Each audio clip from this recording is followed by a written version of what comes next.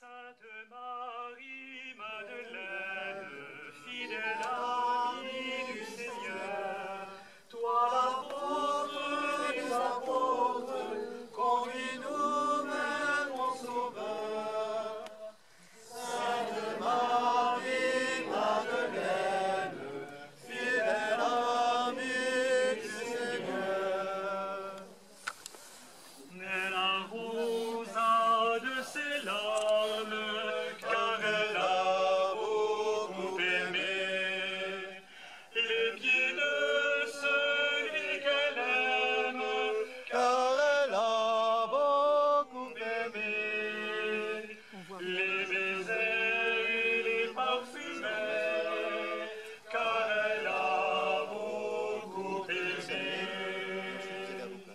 Sainte Marie, Madeleine, fidèle amie du Seigneur, toi l'apôtre des apôtres, conduis-nous vers ton Sauveur.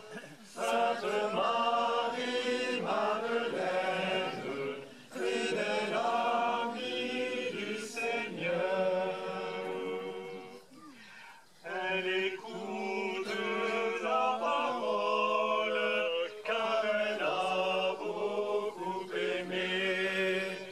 À ses pieds, elle est assise, car elle a beaucoup aimé. Jésus parle, elle fait silence, car elle a beaucoup aimé. Sainte Marie, Madeleine, fidèle amie du Seigneur, toi l'apôtre des apôtres, conduis-nous vers ton Sauveur. Sainte Marie, Madeleine, fidèle amie du Seigneur.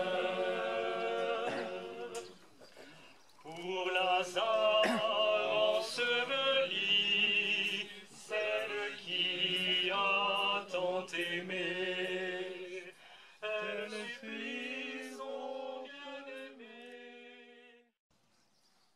C'est-à-dire 3 grâces, 3 cadeaux que le Seigneur a fait à Marie-Madeleine, que je voudrais rapidement préciser avec vous. On pourrait en trouver d'autres, mais j'en ai retenu 3.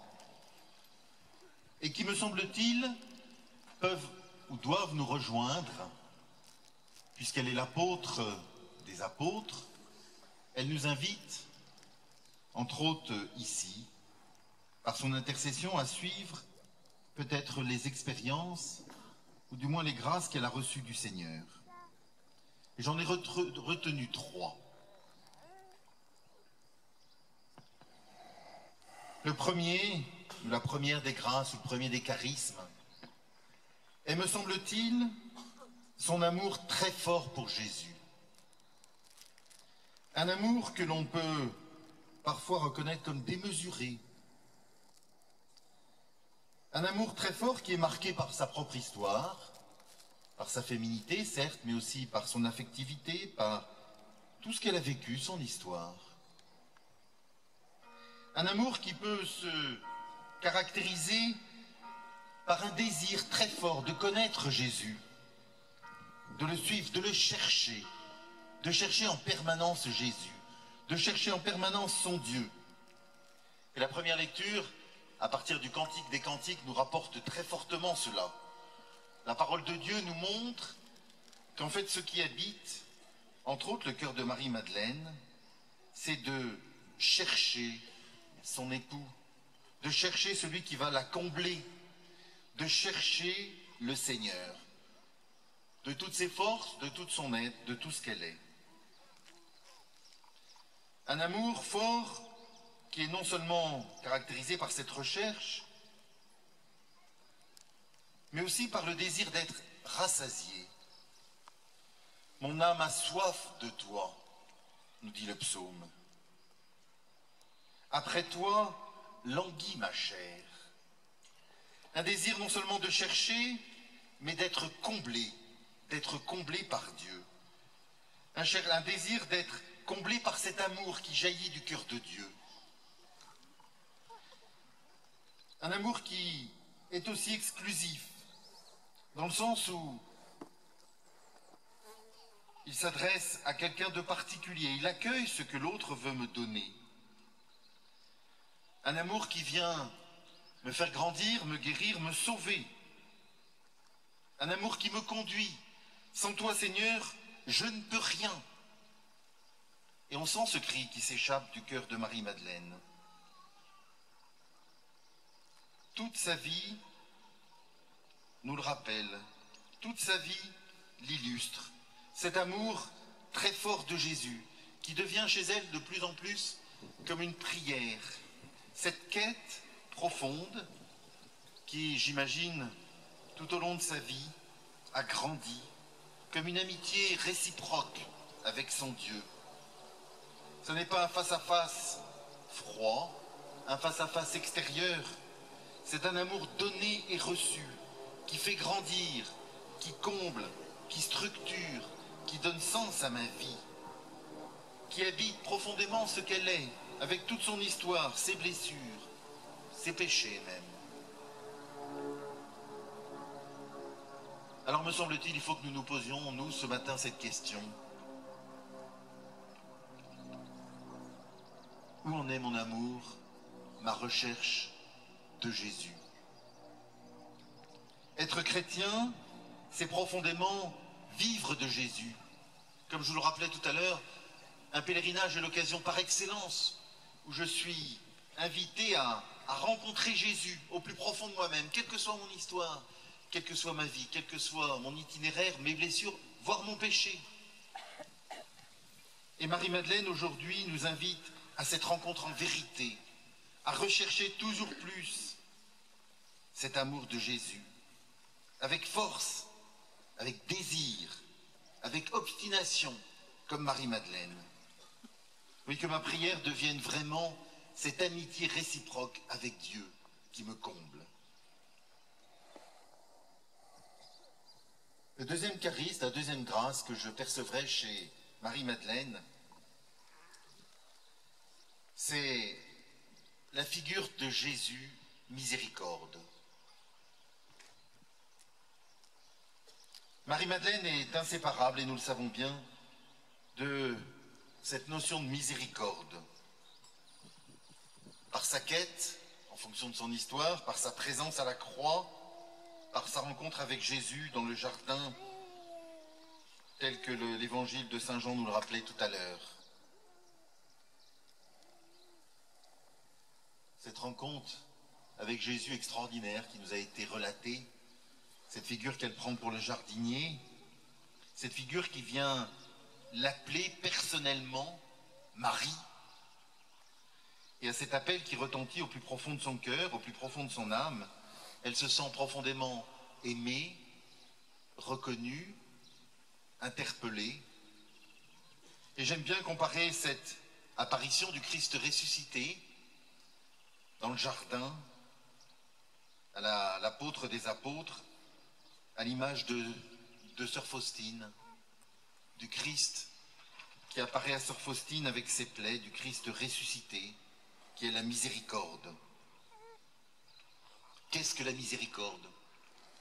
La miséricorde, c'est un amour qui jaillit du cœur du Père, un amour qui traverse l'histoire de l'humanité, entre autres, cela nous est rappelé dans l'Ancien Testament, qui traverse toute l'histoire des hommes, qui est caractérisée par deux aspects, deux attentions particulières de Dieu. L'attention envers les pauvres, c'est-à-dire ceux qui attendent tout de Dieu, ceux qui désirent être comblés par Dieu. Et l'attention aux pécheurs, ceux qui veulent être libérés. Et voyez ces deux attentions qui caractérisent la miséricorde, l'attention aux pauvres, l'attention aux miséricordes, l'attention aux pécheurs, en fait se rejoignent ces deux attentions en Jésus, qui est, comme nous rappelait le pape Jean-Paul II, l'incarnation de la miséricorde. Et chacun d'entre nous, nous sommes pauvres et pécheurs, et donc la miséricorde est faite pour nous, comme elle est faite pour Marie-Madeleine. Et Marie-Madeleine a bien perçu que la miséricorde était faite pour elle. Elle qui voulait avoir un cœur de pauvre, c'est-à-dire désirer se laisser combler par Dieu, et qui avait conscience de ses pauvretés, de ses péchés. Cette miséricorde, cet amour du Père qui s'incarne dans Jésus nous rejoint, chacun personnellement, qui que nous soyons. Elle nous rejoint aujourd'hui, maintenant, comme elle a rejoint Marie-Madeleine. Le Christ Jésus vient à notre rencontre et nous appelle personnellement par notre prénom, personnellement, parce qu'il nous aime infiniment, parce qu'il veut nous faire partager cette grâce extraordinaire, parce qu'il veut nous libérer, parce qu'il veut nous combler, parce qu'il veut nous combler de sa miséricorde. Il nous interpelle personnellement par notre nom et il nous dit à chacun, viens, suis-moi, suis-moi. Laisse-toi déplacer dans ta vie. Ouvre ton cœur et accueille ce dont je veux te combler aujourd'hui.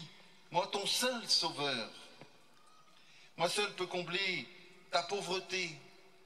Moi seul peux guérir ton péché. Je suis ton sauveur. Oui, Jésus est la miséricorde. Et voyez cette rencontre de Marie-Madeleine avec Jésus au matin de Pâques.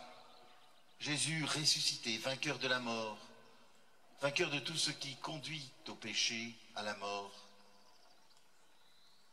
nous rappelle que nous aussi, nous sommes invités à faire cette rencontre, à faire cette rencontre. Que cette grâce de la miséricorde nous comble, qu'elle nous inonde, qu'elle nous rende éternels. Alors voyez, ce matin, il faut là aussi que nous nous posions la question. Comment je vis la miséricorde de Dieu? Comment je l'accueille dans ma vie? Comment je sais me laisser toucher par cet amour qui vient me guérir, mais qui vient me remettre en vérité? C'est vrai, bien sûr, tout spécialement dans le sacrement du pardon. Mais c'est vrai chaque fois aussi que nous ouvrons notre cœur, que nous nous laissons interpeller par la parole de Dieu, par sa présence, entre autres, dans les sacrements. Comment cette miséricorde vient, par l'intercession de Marie-Madeleine aujourd'hui, me rencontrer, me relever, me combler.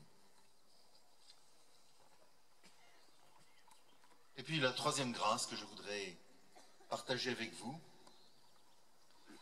il me semble que Marie-Madeleine a une conscience toute particulière de la présence de Dieu. Bien sûr en Jésus, même si au début cela a dû être un peu flou peut-être d'une certaine façon, et petit à petit cette conscience s'est affinée.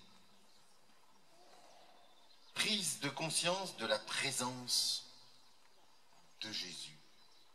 Présence qui l'a bouleversée.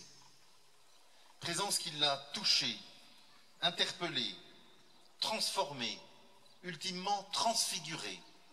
Qui l'a transfigurée.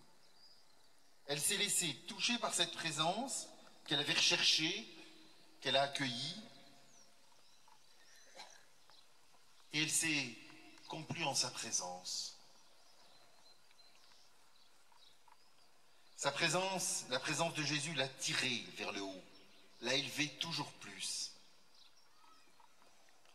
Rappelez-vous les disciples d'Emmaüs, qui aussi, le jour de Pâques, le même jour que Marie-Madeleine, ont rencontré Jésus, ont marché avec lui, se sont laissés interpeller par lui sur la route d'Emmaüs, et puis ils l'ont reconnu à la fraction du pain, et immédiatement il a disparu à leurs yeux. En fait, il les a introduits dans un nouveau type de présence, auquel il va aussi introduire Marie-Madeleine, elle qui le cherchait avec force, elle qui a voulu le toucher le matin de Pâques, lui, le ressusciter, il l'invitait à un nouveau type de présence. Une présence intérieure, une présence spirituelle, une présence transformante, une présence qui ouvre à l'éternité, comme pour les disciples d'Emmaüs. Bien sûr, après la résurrection, elle a vécu cette présence différemment. Lui qui semblait avoir disparu physiquement, elle l'a vécu intérieurement, même si ça reste son secret. Elle l'a vécu comme nous ce matin dans l'Eucharistie. Cette présence réelle qui va se donner à nous dans quelques minutes ici même, sur l'autel. Alors je nous pose à nous cette fois-ci encore cette question. Comment vivons-nous cette présence de Dieu? Elle, Marie-Madeleine, qui l'a tant cherchée, elle, Marie-Madeleine, qui s'est laissée toucher par lui, par sa présence extraordinaire, dans un premier temps physique, et puis tout intérieur. Nous pouvons nous aussi faire cette expérience extraordinaire de la présence réelle de Jésus qui vient à notre rencontre à chaque Eucharistie. Tout à l'heure, au moment de la consécration, comme à chaque Eucharistie, nous serons au pied de la croix, comme Marie-Madeleine, où le Seigneur, par amour, vient donner sa vie pour nous, personnellement. Telle goutte de sang, je l'ai versée pour toi, par amour pour toi. Tout à l'heure, si nous fermons les yeux au moment de l'Eucharistie, au moment de la consécration, nous serons au pied de la croix. Il y a 2000 ans, porte de Jérusalem, devant le Seigneur qui donne sa vie pour nous. Mais le Seigneur est ressuscité, et c'est son corps glorieux que nous allons accueillir, sa présence glorieuse que nous allons accueillir tout à l'heure au milieu de nous. Parfois, nous sommes presque habitués à cette présence. Parfois, cette présence devient, pardonnez-moi l'expression, peut-être presque banale. Alors demandons à Marie-Madeleine de faire grandir en nos cœurs cet amour extraordinaire de la présence de Dieu au milieu de nous.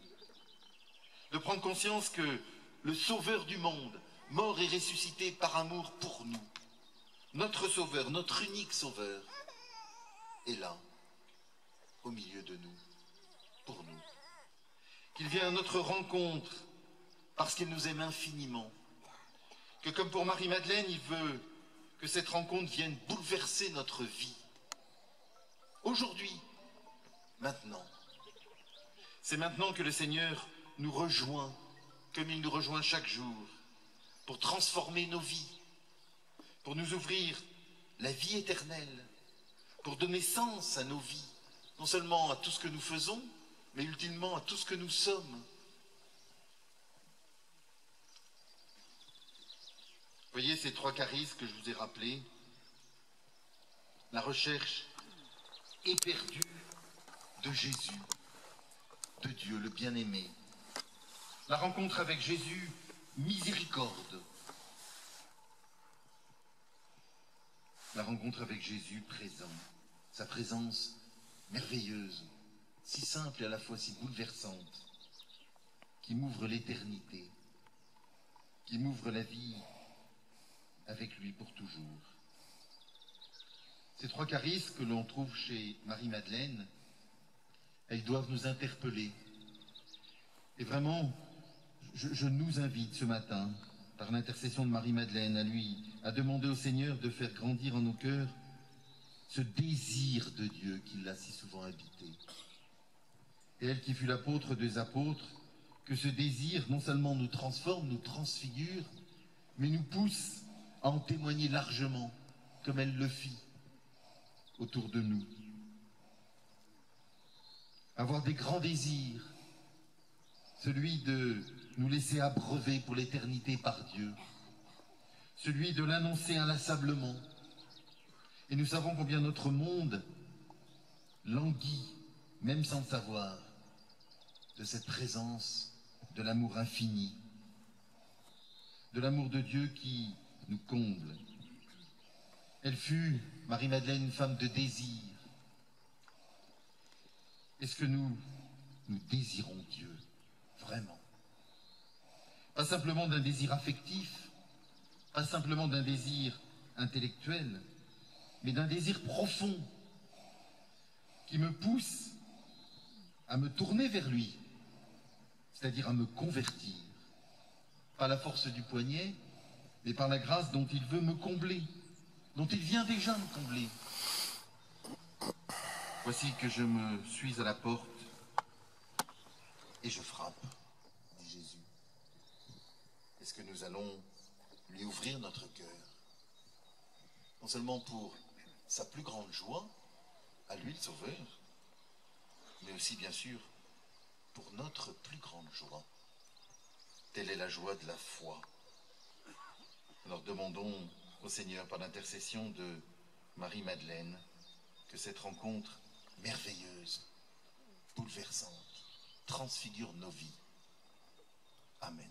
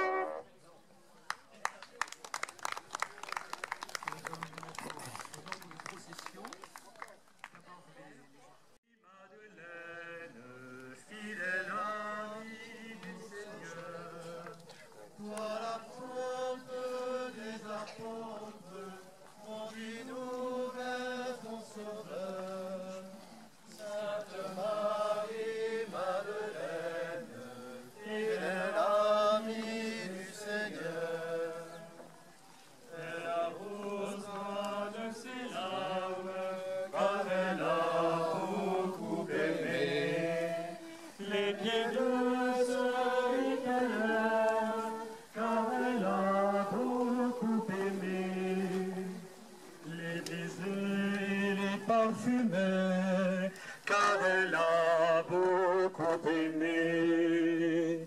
Sainte Marie-Madeleine, fidèle amie du Seigneur, toi l'apôtre des apôtres, conduis-nous vers ton Sauveur. Sainte Marie-Madeleine, fidèle amie du Seigneur, elle écoute la parole, car elle a beaucoup aimé. À ses pieds, elle est assise, car elle a beaucoup aimé. Jésus parle, elle fait silence, car elle a beaucoup aimé. Sainte Marie-Madeleine, fidèle amie du Seigneur, toi l'apôtre des apôtres, conduis-nous vers ton Sauveur. Sainte Marie-Madeleine, fidèle amie du Seigneur, pour Lazare enseveli, celle qui a tant aimé, elle supplie son bien-aimé, car elle a beaucoup aimé, et Jésus le soucie.